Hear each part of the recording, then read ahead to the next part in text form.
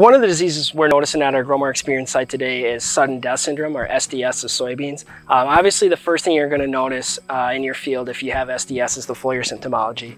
So you can see on these leaves here, we've got a really good example of the interveinal chlorosis, which is common with SDS. Another thing you'll notice right away is we actually have an area where the leaf dropped, but the petiole remained attached. That's also a pretty telltale sign of SDS. One thing to know though with SDS is it has very similar foliar symptomology to brown stem rot. So what you're going to want to do is make sure you split that stem open and take a look at the pith of the plant. So in the pith, you'll notice it's nice and clear. It's a nice white pith, just like you would normally expect. You may have a little discoloration of the cortex, but that's normal.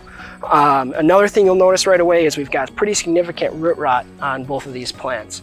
So as we know with SDS, root rot is how it starts. It actually is a root disease.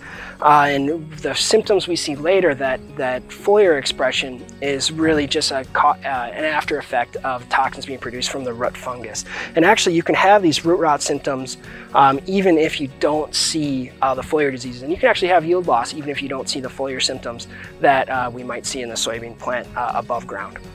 If you compare that to what we have here for a healthy plant, you notice the roots are much healthier, and the cortex is a better color, and the pith is still nice and clear, very similar to what we saw with the SDS infected plant. Another thing just to keep in mind is this time of year, the soybeans are nearing senescence. They're almost done with their growing cycle. So you might see some yellow leaves out there in your field.